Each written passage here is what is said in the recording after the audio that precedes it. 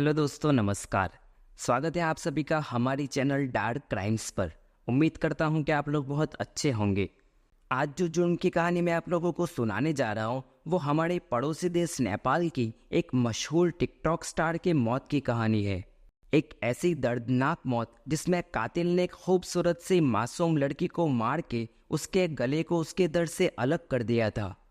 कहानी आगे सुनाओ उससे पहले अगर आपने अभी तक हमारी चैनल को सब्सक्राइब नहीं किया तो प्लीज़ सब्सक्राइब करें और बेल आइकन को भी ज़रूर दबाएं ताकि हमारी आने वाली हर वीडियो की नोटिफिकेशन आप लोगों को मिल सके। ये कहानी है अंजना लामा महत की। अंजना का जन्म 26 अगस्त साल 1995 में नेपाल के हैतोड़ा में हुआ था। उसके परिवार में अंजना के अलावा उसके माता पिता, 2 छोटी बहनें, एक छोटा भाई और अंजना के दादाजी रहते थे। अंजना बहुत ही फ्रैंक और एक्सट्रोवर्ट थी। वो आसानी से लोगों के साथ घुल मिल जाती थी। वो बचपन से ही होशियार और टैलेंटेड थी। जब अंजना 11वीं कक्षा में पढ़ाई करती थी तब वो अपने एक दोस्त के जरिए प्रज्वल महत से मिली। दोनों को पहले दोस्ती हुई और दोस्ती दोस्ती में प्यार हो गया। इन 2 सालों के रिलेशनशिप में प्रज्वल ने अंजना को अपने घर वालों से भी मिलवाया।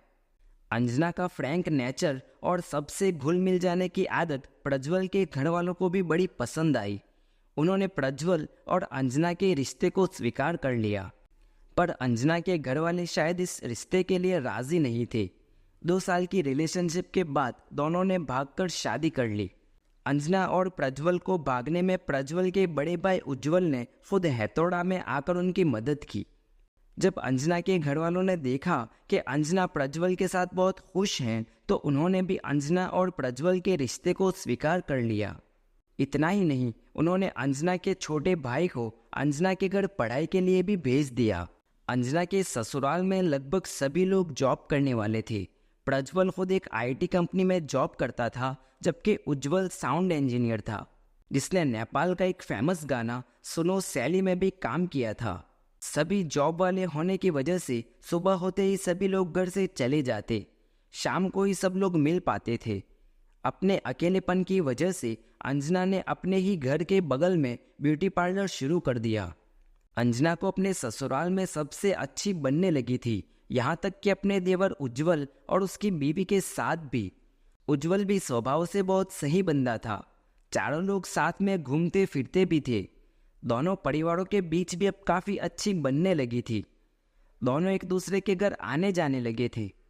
उज्जवल को भी अंजना के भाई बहन से अच्छा रिश्ता हो गया था, मतलब कहीं पर भी कोई कमी नहीं थी। अंजना ने अब अपने फ्री टाइम में टिकटॉक वीडियो बनाना शुरू कर दिया। उसके वीडियो वायरल भी होने लगे और अंजना को प्रसिद्धि भी मिलने लगी थी। जैसे ही अंजना को टिकटॉक से प्रसिद्धि मिली, उसने मॉडलिंग में अपना करियर बनाना शुरू कर दिया। अंजना के घर वालों ने और ससुराल वालों ने भी अंजना को पूरा सपोर्ट किया। जब अंजना को मॉडलिंग से कुछ पैसे आने लगे तो प्रज्वल और अंजना दोनों ने कनाडा शिफ्ट होने का प्लान बनाया। कनाडा जाने के लिए अंजना ने अपना ब्यूटी पार्लर तक बेच दिया। प्रज्वल के घर वाले भी इनके कनाडा शिफ्ट होने को राजी हो गए थे। शादी के 2 साल तक सब कुछ ठीक चल रहा था। शादी के 2 साल बाद अचानक से अंजना के ससुराल वालों के बिहेवियर में कुछ बदलाव आने लगा। दरअसल अंजना और प्रज्वल दोनों की कास्ट अलग अलग थी। प्रज्वल के भाई उज्जवल और उसकी भाभी की अरेंज मैरिज थी, तो दोनों की कास्ट एक ही थी, मतलब पूरे परिवार में सिर्फ अंजना दूसरी कास्ट की थी। शादी के 2 साल बाद अब अंजना के ससुराल में अंजना की कास्ट के बारे में बातें होने लगी। बात बात पर अंजना को बताया जाता कि वो दूसरी कास्ट से हैं।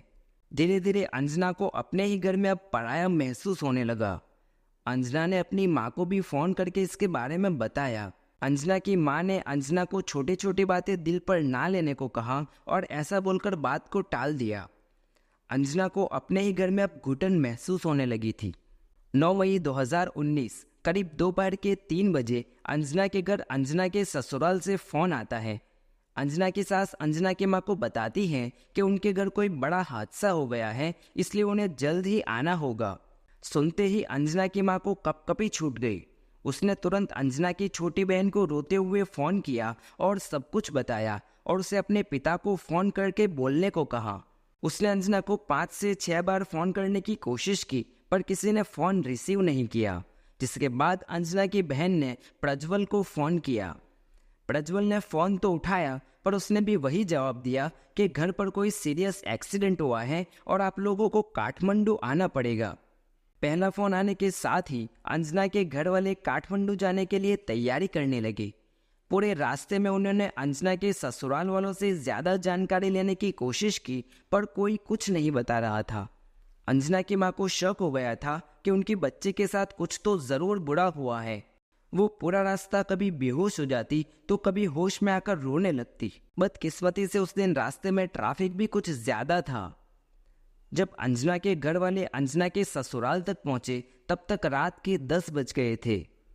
अंजना के ससुराल के बाहर लोगों की भारी भीड़ जमा हुई थी। कुछ पुलिस वाले भी दिखाई दे रहे थे। अभी तक अंजना के घर वालों को कोई आइडिया नहीं था कि वो क्या देखने वाले हैं। जैसे तैसे करके वो लोग भीड़ को चीरते हुए घर के अंदर दाखिल हुए। सबसे पहले उन्हें अंजना का छोटा भाई, जो कि वहीं पर रहता था, और प्रज्वल मिले। दोनों बेतहाशा रो रहे थे। प्रज्वल के बाकी के रिश्तेदार भी वही थे। एक पुलिस ऑफिसर ने अंजना के पिता को अलग करके बुलाया और उन्हें अंजना के बेडरूम में ले गए। पुलिस ने बेडरूम का दरवाज़ा खोला। अंदर का नज़ारा देखकर अंजना के पिता के पांव तले से ज़मीन खिसक गई। वो अंजना के बेडरूम में दाखिल भी नहीं हो सके। वापस अपने घर वालों के पास जाकर वो चीख चीख कर रोने लगे। अंजना के देवर उज्जवल ने अंजना की हत्या कर दी थी। अंजना की लाश बहुत ही बुरी हालत में पड़ी हुई थी। उसके हाथ और पैर को काट कर अलग कर दिया गया था। उसके बदन का ऊपर का हिस्सा बेड पर था, जबकि नीचे का हिस्सा फर्श पर। उसकी गर्दन उसके बदन से अलग होने ही वाली थी। ऐसा लग रहा था जैसे कोई कसाई ने जानवर को काटा हो। उसके पूरे बदन पर किसी धारदार चीज से करीब 20 से 25 वार किए गए थे। कोई भी आम इंसान ये नज़ारा देखकर होश में रह ही नहीं सकता, तो आप लोग अंजना के पिता की हालत का अंदाज़ा लगा सकते हो।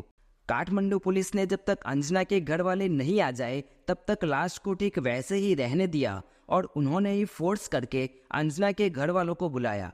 पुलिस ने उज्जवल को गिरफ्तार करके कस्टडी में ले लिया। अब सभी के दिमाग में एक ही सवाल था, आखिर उज्जवल ने अंजना को क्यों मारा? उनके पड़ोसी और अंजना के घर वालों के लिए सबसे बड़ी पहले थी, क्योंकि उनके मुताबिक तो अंजना और उज्जवल को आपस में कोई दिक्कत नहीं थी। अंजना उज्जवल को अपना बड़ा भाई मानती थी। पुलिस ने उज्जवल से अपनी पूछताछ शुरू की। उज्जवल ने शुरू से ही अपना गुनाह कबूल कर लिया। अपने कन्फेशन में उसने बताया कि उस दिन सुबह प्रज्वल ने अपना लंच किया और ऑफिस के लिए निकल गया। प्रज्वल के जाने के बाद घर में अंजना, उज्जवल और अंजना की सास ही थी। प्रज्वल के जाने के बाद अंजना अपने कमरे में गई। उज्जवल अपनी टेरेस से अंजना को देख रहा था। उसे लगा कि आज ही सही मौका है अंजना को सबक सिखाने का। जो भी करना है आज ही करना होगा। वो अपने कमरे में गया और अपनी खुकड़ी ले आया। खुकड़ी एक ऐसा धारदार हथियार है जो ज़्यादातर नेपाली लोग अपने पास रखते हैं। अंजना हमेशा अपने रूम का दरवाज़ा लॉक करके ही रखती, पर बदकिस्मती से आज उसने अपने रूम का दरवाज़ा खुला छोड़ दिया। उज्जवल अपने साथ खुकड़ी लेकर अंजना के रूम तक गया। उसने हल्के से देखा तो अंजना अपने बेड पर अपना फ़ोन लेकर पड़ी थी। उज्जवल ने अंदर जाने से पहले सोचा कि उसकी खुकड़ी छोटी सी थी, शायद उससे अंजना मर ना सके। वो वापस अपने पिता के कमरे में गया। उसकी माँ कमरे में ही सो रही थी। उसने अपने पिता की बड़ी वाली खुकड़ी निकाली, जो कि वो बकरे काटने में इस्तेमाल करते थे। बड़ी खुकड़ी लेकर उज्जवल वापस अंजना की तरफ गया। उसने अंजना के रूम का दरवाज़ा खोला और अपनी खुकड़ी से सीधा अंजना के ऊपर वार करने लगा। अचानक हुए वार से अंजना डर गई। उसने उज्जवल के हमले को अपने बाएं हाथ से रोकने की कोशिश की, जिसकी वजह से उसका बायां हाथ ही बदन से जुदा हो गया और खुकड़ी का वार सीधा सर पर लगा। काफी खून बह रहा था और उसकी वजह से अंजना बेहोश हो गई। उज्जवल ने एक बारी में सोचा कि वो अंजना को ऐसे ही छोड़ दे, पर फिर उसने सोचा कि अगर वो जिंदा बच गई तो उज्जवल को अंजना को मारने का मौका दूसरी बार नहीं मिलेगा। उज्जवल ने अपनी खुकड़ी फिर से उठाई और बेरहमी से अंजना के बेहोश बदन पर वार करने लगा। आखिरकार जब उसे तसल्ली हो गई कि अंजना मर चुकी है, तब वो बाहर आया और ऊपर जाकर उसकी माँ को बोला कि माँ, पुलिस को कॉल कर लो, मैंने अंजना को मार दिया है। सभी के मन में बस एक ही सवाल था, आखिर उज्जवल ने अंजना को क्यों मारा? जब उज्जवल को इसके बारे में पूछा गया तो उसने एक दो नहीं बल्कि 5 कारण बताए। उज्जवल के बयान के मुताबिक अंजना हमारी कास्ट से नहीं थी, वो दूसरी कास्ट से थी और ये बात मुझे बिल्कुल पसंद नहीं थी। मॉडलिंग में करियर शुरू करने के बाद अंजना बहुत ही स्टाइलिश और मॉडर्न बनने लगी थी। उसके कपड़े दिन ब दिन छोटे और तंग होने लगे थे। अंजना और प्रज्वल कनाडा शिफ्ट होने का प्लान कर रहे थे। उज्जवल को ये भी पसंद नहीं था। उसने सोचा अगर ये लोग कनाडा शिफ्ट हो गए तो अंजना को मारने का मौका उसे मिलेगा नहीं। अंजना बहुत ही स्मार्ट और एक्सट्रोवर्ट थी। वो सभी के साथ आसानी से मिल जाती थी और उसी वजह से लोग उसे चाहते भी थे, जिसकी वजह से उज्जवल की बीवी को भी अंजना से जलन होने लगी थी। उज्जवल की बीवी रोज उज्जवल से अंजना के बारे में शिकायत करती रहती और इसी बात ने उज्जवल के सीने की जलन में तेल डालने वाला काम किया। आखिरकार मौका मिलने पर उज्जवल ने अपनी ही भाभी का बेरहमी से कत्ल कर दिया। अंजना के बेरहम कत्ल के बाद भी उज्जवल के परिवार ने उज्जवल को कोर्ट में बचाने की पूरी कोशिश की। उज्जवल के लिए वकील को हायर किया गया। कोर्ट में उज्जवल के परिवार ने ये दलील पेश की कि उज्जवल काफ़ी वक्त से डिप्रेशन का शिकार हो गया था। उसकी दिमागी हालत ठीक नहीं थी और इसी वजह से उसने अंजना की हत्या कर दी।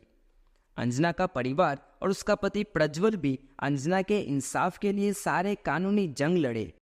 अंजना के पति प्रज्वल ने एक इंटरव्यू के दौरान बताया कि उसका भाई जल्दी किसी से अपने मन की बात नहीं करता था। वो लोगों के साथ घुलता मिलता भी कम था, इसलिए उसके दिल में क्या चल रहा है उसके बारे में जानना मुश्किल है। पर अगर उसकी दिमागी हालत ठीक नहीं थी तो किसी ने उसका इलाज क्यों नहीं करवाया? और तो और अगर उसकी दिमागी हालत सही नहीं थी तो उसे घर में रखा ही क्यों?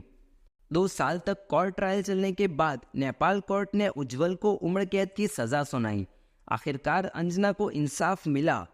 अंजना आज भी नेपाल के यूथ के दिलों में है और हमेशा रहेगी।